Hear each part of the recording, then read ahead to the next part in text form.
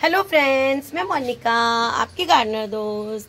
आज आपसे इस टॉपिक पे बात करूंगी कि अब देखिए सर्दी का मौसम जा रहा है और अब देखिए गर्मी बढ़नी शुरू हो गई है, बसंत का मौसम आ गया है।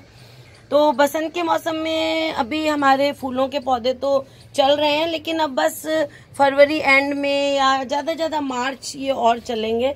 तो इनको तो हमें वैसे ही चलते रहने देना है। जैसे इनमें फूल आ रहे हैं, इनमें हर 15 दिन बाद हमें लिक्विड देना है। और जैसे मैं बताती हूँ, इनको तो अभी वैसे ही चलने दीजिए, अभी इनमें फूल आएंगे मार्च तक। लेकिन अब ये टाइम आ गया है कि हमने जो अपने परमानेंट प्लांट्स हैं उनको एक साइड में रखा हुआ था। मैं तो स्पेशली अपने परमानेंट को, जैसे मेरे अब जो नीचे वाला टेरेस है उसमें पड़े हुए थे, तो मैंने सर्दी उनकी अभी कोई देखभाल नहीं की है, सिर्फ लिक्विड फर्टिलाइजर डालती रही हूँ उसमें। तो अब ये टाइम आ गया है कि उन प्लांट्स की भी हम देखभाल शुरू करें, ताकि अब हमें वो प्लांट्स भी फूल देना शुरू करें। और वो जो अभी हाइबरनेशन में, डोरमेंसी में चले गए हुए थे जो प्लांट्स, अब उनमें दोबारा से नए स्प्राउट्स आएंगे और वो दोबारा से ग्रोथ शुरू करेंगे वो। तो उनको अब हमें ऐसे ट्रीट करना है, उनको तैयार करना है कि वो और आगे नए पत्तियां निकलें, नए फूल निकलें उनमें। तो उसके लिए हमें क्या करना है, आज हम उसी पर ही बात करेंगे। तो देखिए परमानेंट, इनको तो जैसे मैंने कहा फ्लावरिंग प्लांट्स को अभी आप चलने दीजिए। और परमानेंट प्लांट्स का आप क्या करिए कि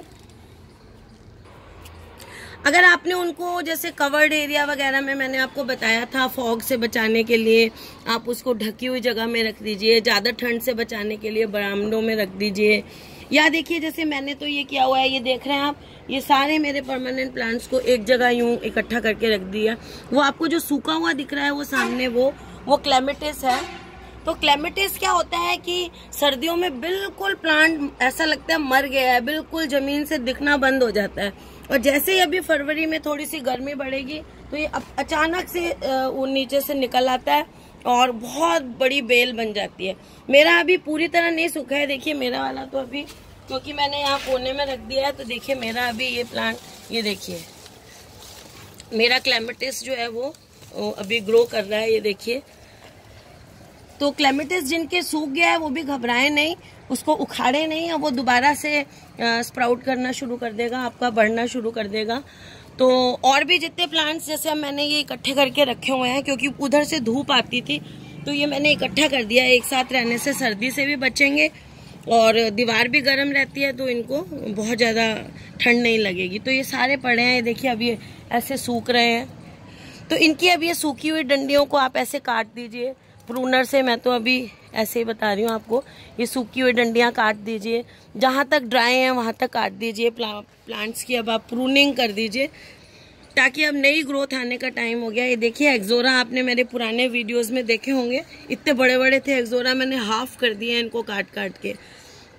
अब इनमें जो नई ब्रांचेस निकलेंगी उनमें और अच्छे फूल आएंगे।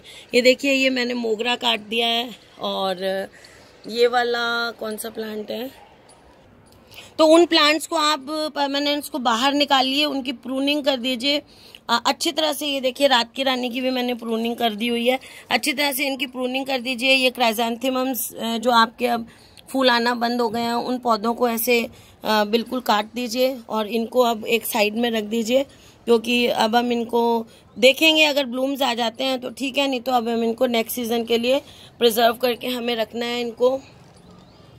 और ये बोगनविलियास की भी कटिंग कर दीजिए। और फिर दूसरी काम ये आता है कि मैंने भी देखिए बोगनविलियास सारे प्रून करे हुए हैं। दूसरा काम ये आता है, अब आप इनकी ये देखिए कि जिस जो गमला रूट बाउंड हो गया है, रूट बाउंड हमें कैसे पता चले, इस पे मैंने वीडियो बनाई है कि रूट बाउंड गमला कैसे पता चलेगा, आप सर्च करके देख सकते हैं। तो प्लांट की ग्रोथ रुक जाती है, पानी जल्दी सूखता है, ऐसे कुछ साइंस होते हैं। अगर आपका गमले जो, क्योंकि सर्दियों में तो हमने बिल्कुल रोका हुआ था, जो है रीपॉटिंग वगैरह कुछ भी नहीं कर रहे थे हम। अभी आप नए पौधे उगा सकते हैं, नए जो गर्मियों के फूलों के बीज लगा सकते हैं। इस टाइम आप कौन कौन से बीज हैं इस पे मैं वीडियो बना दूंगी, वो लगा सकते हैं आप। और जो गमले रूट बाउंड हो गए हैं उनके गमले बदल सकते हैं आप। कई प्लांट्स आपने सर्दियों में ला के रखे होंगे, अभी उनके पॉट चेंज करने होंगे, दूसरे पॉट में लगाना है, वो कर सकते हैं आप। और जो रूट बाउंड गमले हैं उनको एक बड़े साइज के गमले में लगा दीजिए। रूट बाउंड क्या होता है ये मैंने बताया हुआ है, वीडियो है मेरी सेपरेट। गमले के नीचे से जड़ें निकलने लग जाती हैं तो वो गमला रूट बाउंड होता है, पूरा ऐसे एक गुच्छा सा बन जाता है रूट्स का, तो उसको हमें नए गमले में लगाना पड़ता है, या फिर हमें रूट प्रूनिंग करनी पड़ती है। तो रूट प्रूनिंग पे मैं 1-2 दिन में अभी वीडियो बनाने लगी हूँ। रूट प्रूनिंग बहुत अच्छी चीज़ है। अगर आपको किसी पौधे को ग्रोथ करानी है और उसका गमला नहीं बदलना है, छोटे से गमले में प्लांट को बहुत बड़ा करना है, तो रूट प्रूनिंग से हम अच्छी तरह कर सकते हैं। उस पर मैं अभी बताऊंगी आपको 1-2 दिन में। तो ये रीपॉटिंग कर लीजिए, नए पौधे लगा। अच्छा हाँ, प्लांट्स जो आपके बहुत बड़े हो गए हैं उनको आप डिवाइड कर सकते हैं। जैसे मेरे जो जरबेराज हैं, ये वाला जो प्लांट है, इसको मैं चाह रही हूँ इसमें से एक आधा छोटा सा बेबी प्लांट निकाल के 1-2 तैयार कर लूँ। और जैसे मैंने सितंबर अक्टूबर में इसमें से निकाल के ये वाला जो प्लांट है, ये 2 बनाए थे। देखिए अब इसमें फूल आना शुरू हो रहा है। ये जो मैंने नया प्लांट निकाला था इसमें से, छोटा ही है अभी ये, अब इसमें ग्रोथ होनी शुरू होगी फरवरी में।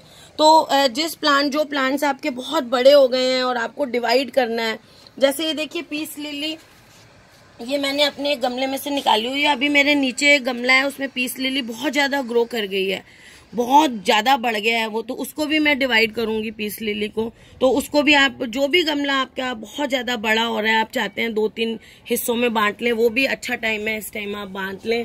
और अडेनियम्स अगर आपने रखे हुए हैं छाया में, जैसे मैंने कहा था कि कवर्ड छाया, क्या कवर्ड बरांडे वगैरह में, जैसे ऊपर से फॉग नहीं गिरे, तो अडेनियम्स को भी अब आप अपने बाहर निकाल के और धूप में रख दीजिए। गर्मी शुरू हो रही है थोड़ी थोड़ी, तो इस टाइम उनको भी धूप में रखना है। गर्मियों की जो सब्जियों के बीज आपने लगाने हैं इस टाइम, वो लगा लीजिए। और जो परमानेंट प्लांट्स हमने अंदर रखे हुए थे, पीछे दबा के रखे हुए थे, उनकी मिट्टी को भी क्लीन, ऊपर से अगर आप मिट्टी नहीं बदल रहे हैं, लेयर को क्लीन कर लीजिए। वैसे मिट्टी इस टाइम बदल देना अच्छा रहता है। अगर आपके पास कम गमले हैं, मेरे पास तो इतने गमले हैं, मैं फिर भी यही करने वाली हूँ कि प्लांट को गमले में से निकालूंगी। ये काम आप सुबह या शाम के टाइम ही करें।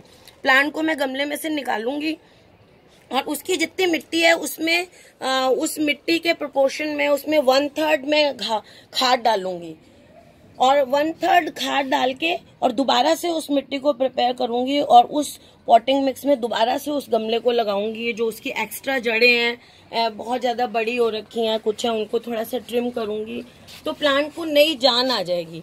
और दूसरी एक बात और, अगर आप चाहते हैं कि आप कौन पूरे गमले की मिट्टी को बदले और बहुत ज्यादा काम हो जाएगा, गमले ज्यादा हैं, तो आप एक काम और कर सकते हैं। जैसे ये गमला, मैं इसमें एग्जांपल बताती हूँ आपको। ये गमला है तो इसको आप इतना आधा नीचे यहाँ तक साइड से मिट्टी इसकी निकाल दीजिए, पौधे को लगा रहने दीजिए, और साइड से ऐसे खोद के इसके साथ साथ जो है इतनी रूट बॉल को छोड़ दीजिए, बाकी चारों तरफ से इतनी मिट्टी आप निकाल दीजिए। गमले की करीब 3-4 इंच के करीब मिट्टी निकाल दीजिए, और फिर उस मिट्टी में अच्छी तरह से खाद मिला दीजिए, 2-4 मुट्ठी अच्छी तरह से, इतनी सारी खाद, खूब सारी मतलब जैसे आप देख लो कि 12 इंच के गमले में 3 पाव के करीब, 300 ग्राम, 350 ग्राम के करीब इसमें खाद मिला दीजिए आप। गोबर की खाद या वर्मी कंपोस्ट दोनों मिक्स करके मिला दीजिए, अच्छी रहती हैं। और वो मिला के और दोबारा से आप उस मिट्टी को इसमें भर दीजिए सारा। अगर आप नहीं निकालना चाहते तो आप इस टाइम वो भी कर सकते हैं। कई व्यूअर्स में से पूछ रहे थे सर्दियों में कि हम गमले को बदल दें, रिपोर्ट कर लें, नए पौधे लाए हैं। तो अब आप देखिए, मैं आपको एक चीज दिखाती हूँ। मैंने पैशन फ्लावर लिया था सर्दियों में, मुझे अच्छा लगा था, हमारे बाहर वो साइकिल पे बेचने वाला आया था, उससे मैंने लिया, लेकिन मैंने इसको सर्दी में अभी रिपोर्ट नहीं किया, मुझे टाइम भी नहीं था, और वैसे भी सर्दी का टाइम अच्छा नहीं होता है रिपोर्टिंग के लिए। ग्रोथ रुकी हुई होती है प्लांट्स की, तो वो अच्छी तरह सर्वाइव नहीं करते नए गमले में।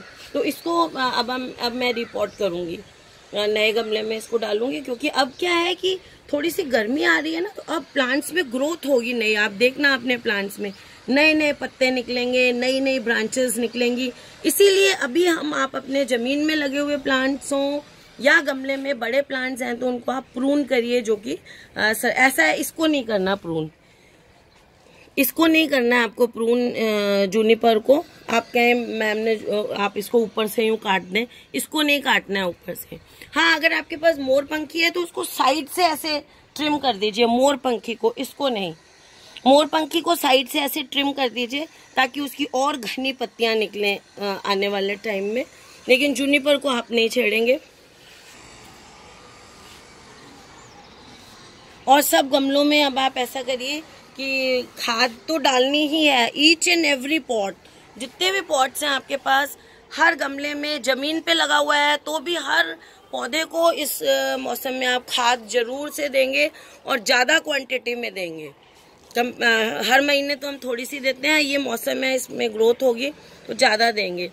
और फिर हर गमले में आप फंजीसाइड जरूर डालिए, या तो आप खाद में ही फंजीसाइड मिला लीजिए, और या फिर वैसे हर गमले में 1/4 स्पून फंजीसाइड आप रिम के साथ साथ ऐसे ऐसे छिड़क के ऐसे डाल लीजिए। आप एक काम और कर सकते हैं, जो नमकदानी आती है ना, नमक वाली, उसको अपने गार्डनिंग के सामान में अलग से रख लीजिए और उस पर लिख लीजिए फंजीसाइड, कहीं गलती से कोई उसको यूज कर ले, बड़ा सा लिख लीजिए फंजीसाइड और अपने गार्डन के सामान में अलग से रखिए। उसमें फंजीसाइड डाल के ऐसे ऐसे आप स्प्रिंकल कर दीजिए चारों तरफ अपने गमलों की मिट्टी में। तो क्योंकि अब हो सकता है कि फंगस वगैरह चेंज हो रहा है, मौसम पौधों में लगे, तो आप वो प्रिकॉशनरी वो डाल दीजिए। और नीम ऑयल का स्प्रे तो हम करते ही हैं, हर 20 दिन में वो करते रहिए। तो फ्रेंड्स, ये अब आप स्प्रिंग सीजन में जो बसंत आया है, इसमें आप अपने परमानेंट पौधों को भी तैयार कर लीजिए, क्योंकि अब ये विंटर फ्लावर्स जा रहे हैं तो अब हमें उनको बाहर निकालना है और उनकी केयर करनी है। तो फ्रेंड्स, अगर आपको मेरा ये वीडियो अच्छा लगता है तो इसे लाइक करिएगा, शेयर करिएगा और मेरे चैनल को सब्सक्राइब करिएगा। Okay friends, bye. और मेरा एक इंग्लिश चैनल भी बनाया है मैंने, फन गार्डनिंग इंग्लिश, उसको भी आप देखिएगा। उसकी वीडियोस को भी अच्छी लगे तो लाइक करिएगा, शेयर करिएगा और उसको भी सब्सक्राइब करिएगा। Okay friends, bye.